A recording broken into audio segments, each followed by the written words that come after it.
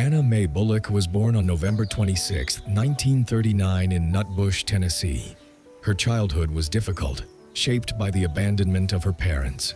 She spent her teenage years moving from one relative's home to another, never truly having a place where she could grow up like any other girl.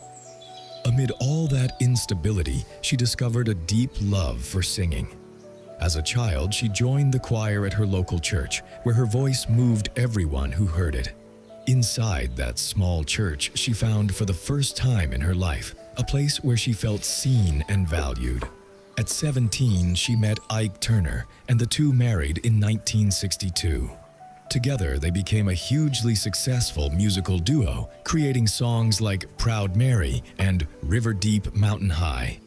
On stage, they looked like the perfect couple, but behind the scenes, the relationship was deeply troubled.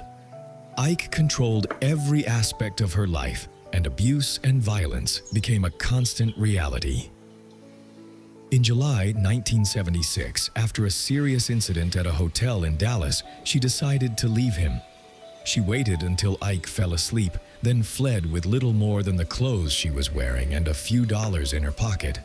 In the divorce, the only thing she fought to keep was her stage name, Tina Turner. For years, she cleaned houses to support her children and pay off debts, while record labels rejected her because of her age.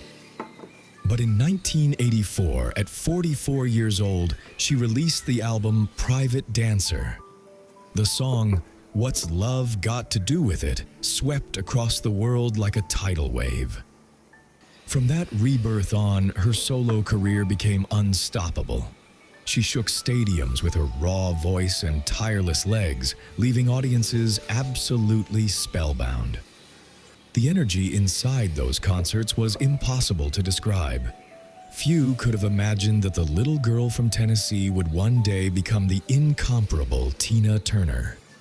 On May 24, 2023, the world lost one of its most powerful voices. Anna Mae Bullock finally fell silent at the age of 83 in her home in Küsnacht on the shores of Lake Zurich, in the Switzerland that had given her the anonymity and peace she had spent so many years searching for. There were no stages, no spotlights, no crowds at her farewell. Only the quiet intimacy of a chosen home and the silence of someone who had already said everything through her voice.